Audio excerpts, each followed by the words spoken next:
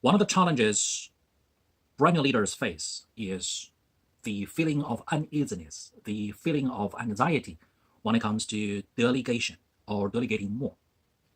My students in my leadership seminar rooms, my coaching clients, my business consulting clients, they often tell me their frustration, which is they logically understand they need and they should delegate more, but they just couldn't pull the trigger and do it. They just couldn't let go. And some of the concerns are, by the time I explained everything to them, I could have done it myself 3 times already. What a waste of time. Another complaint is, after they screwed up everything, who has to go back in there and fix everything and redo everything? Me, myself. What a waste of time. Another one they tell me is, didn't they tell you?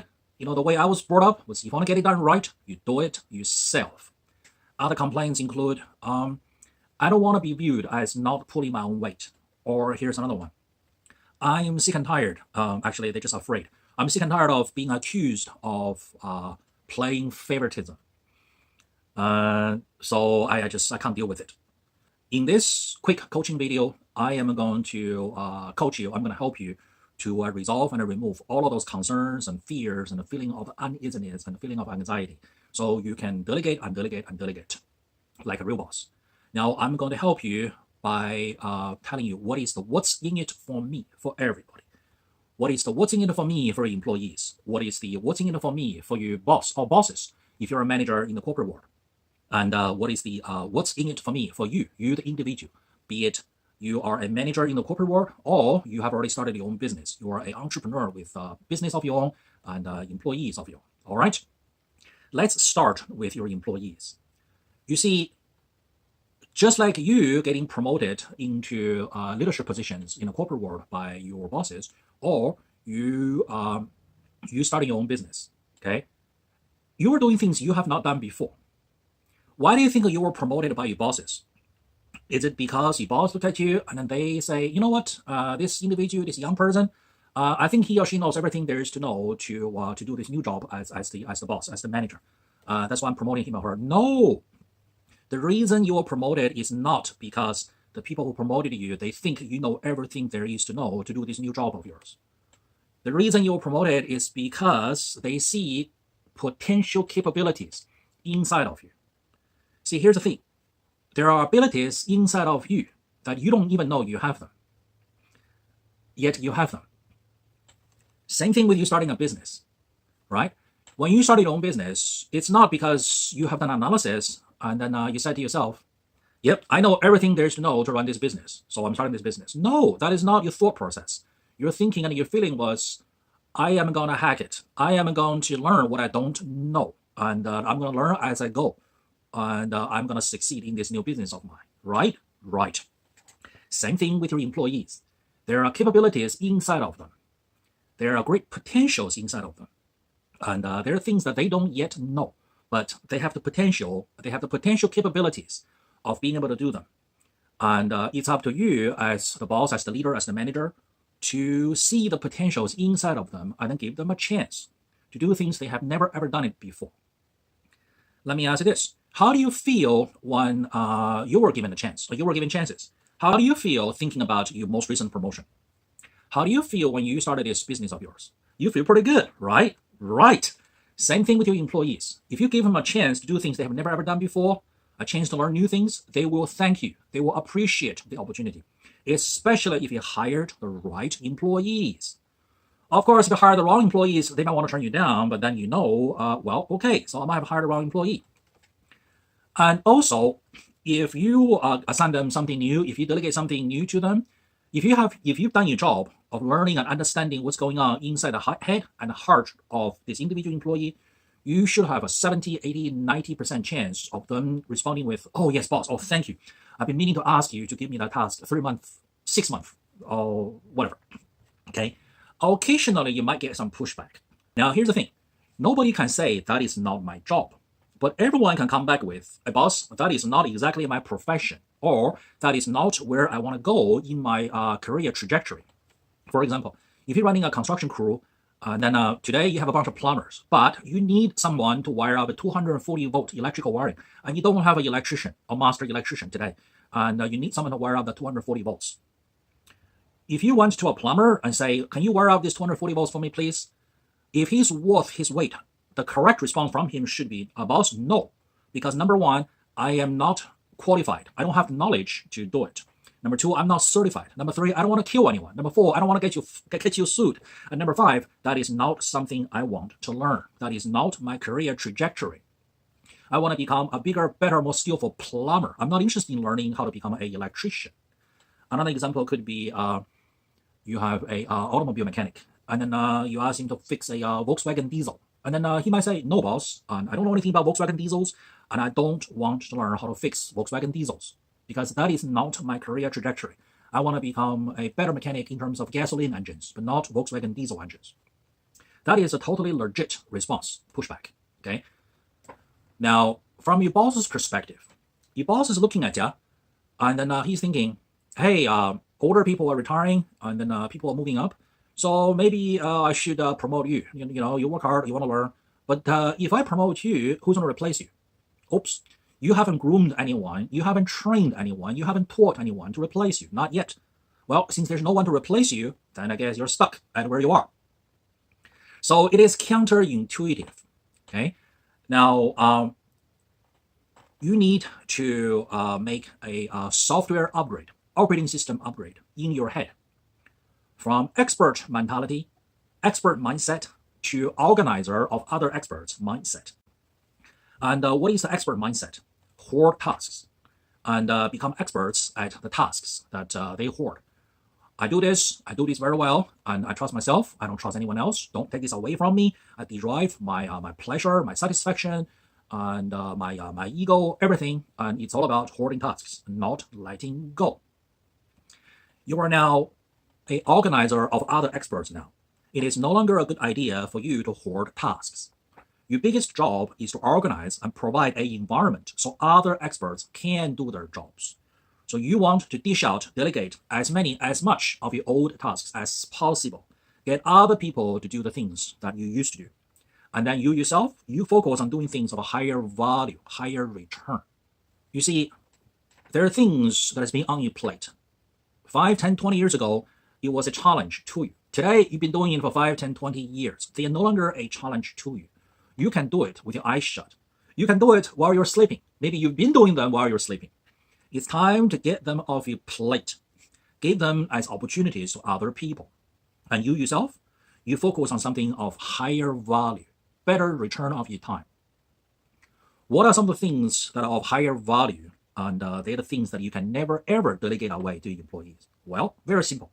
Hiring, firing, promotion, demotion, and any kind of strategic planning.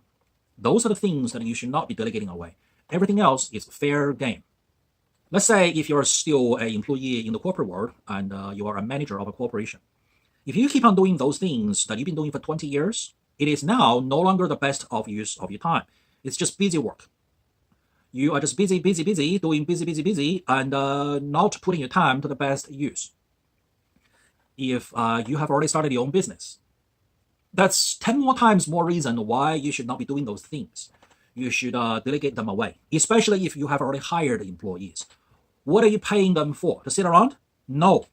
You should delegate as much as you possibly can onto other people and free yourself up from tasks that other people can do and focus your time and energy on things that only you can do and nobody else can do. Hiring, firing, promotion, demotion, strategic planning. And of course, if you're one of those professionals like a doctor, lawyer, dentist, vet, then those issues that requires a license, being a doctor, being a lawyer, being a dentist, being a vet, then you still have to do those things. Unless you want to start another one of those big corporations whereby you hire other doctors and other lawyers and you become a partner in a law firm, and that's another higher level game. And what if they get it wrong? Well, it's not about them getting it right the first time. It's about you build a system so you let things go, you let other people do those things, and then you focus yourself on doing things of higher value. Believe me, trust me, they will not get it right the first time. And that is not the point. The point is you build a system so you have other people work for you. And once again, trust me, they will not get it right the first time. They probably won't even get it right the second time. And as a matter of fact, I would go so far as saying, if you can tell, right, during the delegation, during the teaching, during the training process, during the grooming process, if you can tell the employee is about to make a mistake, and by making this mistake, we are not going to lose $1 million. We're not going to kill someone. We are not going to have the employee having their hand chopped off. We are not going to lose a wholesale $1 million a month customer. And we are not going to get sued, right? If it's going to be a 50 cents of a mistake, if it's going to be $2 of a mistake, if the mistake is about to make, if the employee is about to make a mistake on a computer with Microsoft Excel, not the NASA's computer flying a spacecraft, okay? Let the employee go ahead and make that mistake. Why? Because quite often, making that mistake is actually the quickest, the easiest, the most efficient, the most cost-efficient, cost-benefit method to learn. Think about this. Before everybody got a GPS on their cell phone, okay, 10, 20 years ago, when we all used maps, everybody had maps in their cars. When you moved into a new city, you got a new job in a new city, and how do you learn that new city? By driving around and getting lost. That's how you learn that new city, right? How do kids learn how to ride a bicycle? By falling off. As a parent, you hold on, right? But then you let go, knowing it is quite possible your own kid may fall off, and they may cry, or something worse might happen. But you got to let go, and let them experience learning. Have you ever seen those TV shows or maybe YouTube shows about nature, about animals? Let's say little birds. Birds, they have eggs, and then they sit on those eggs. And then next thing you know, the eggs, they hatch. Little birdies will come out. And then the little birdies will say, Mommy, Mommy, Daddy, Daddy, feed me, please, please. And then Mommy and Daddy will go out there, find food, and come back and feed those little birdies. After a while, Mommy and Daddy says to the little birdies, hey, you, get out of here. Go get yourself a girlfriend. Have some eggs. Right? Sit on them. Feed them. That's just what happens in the animal world, in nature. There's generation after generation after generation. Each generation has to train and groom and then delegate to the next generation. Same thing with our human societies. Imagine if you're 90 years old, and then your son is 70 years old, 20 years old younger than you. You live in a nursing home, you're 90, your son is 70, he also lives in the same nursing home. Are you still tying up his shoelaces? Are you still spoon-feeding him? I hope not. I hope that's something that you have delegated to him and you have trained him a long time ago, right? Right. That's how society operates. Same thing with corporations. Every corporation is forever in need of new blood. They bring new blood in, and then they train this new blood. And then they bring them up to the next level, to the next level. As you become more and more successful in your career, as a leader, in your leadership career, in your leadership profession, there will be more and more requirement upon you to become more and more capable of a teacher, to delegate more and more, and then to do less and less actual hands-on work. Let me ask you this. Have you ever, seen the captain of a 747 mid-flight come into the back and serve coffee or clean the toilet? I'm pretty sure you have not seen that, right? If halfway between Los Angeles and Sydney, Australia, right, in the middle of the Pacific Ocean, you see the captain come into the back and he starts to clean the toilet. Should you be happy? Or should you be worried? You should be worried. I'm sure you stayed in hotels before, from a Motel 5.9 to a fancy 6-7 star hotel.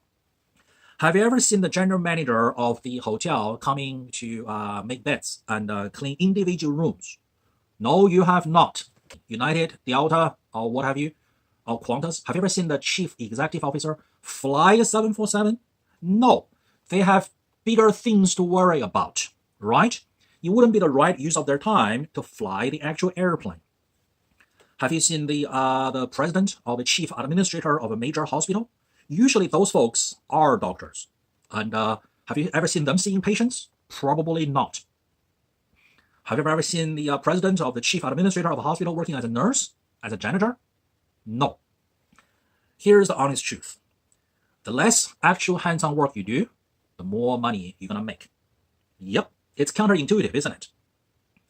So much of leadership training, understanding, learning leadership is to unlearn what you used to know, something you learned before, the knowledge that was good for you as expert, and unlearn that and relearn a whole new different set of understanding and philosophy. Once again, The less work you do, the more money you make. The less you do, the more you make. Is that the truth? Or is that the naked, brutal, honest truth that is going to help you? So you need to build a system, all right? Both as a set of procedures and also as a belief system inside of your head, and also as an emotional feeling. That is, you need to dish out all these tasks and delegate them away, delegate them away, and delegate them away.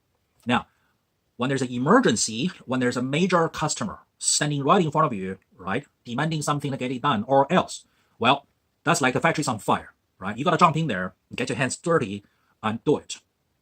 But every time that happens, every time you did actual hands-on work that you delegated away, but due to the circumstances, because it's an emergency, you had to go back in there and do it again. You should think, you should ask yourself, what have I done wrong? Where have I got it not 100% right in my system that I had to get my hands dirty and do the actual work? What should I do to improve, tweak the system so these kind of things will not happen again? Here's a simple example.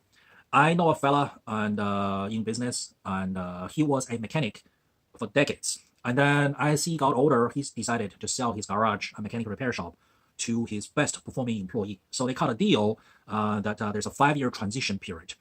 And the buyer of the business is making payments to buy this business. So the old owner still came to work for the next 5 years, but he's supposed to train the buyer not only how to fix cars, but how to run the business. And he should not be getting his hands dirty and fixing cars again. But then emergency would happen all the time. He still has to get his hands dirty.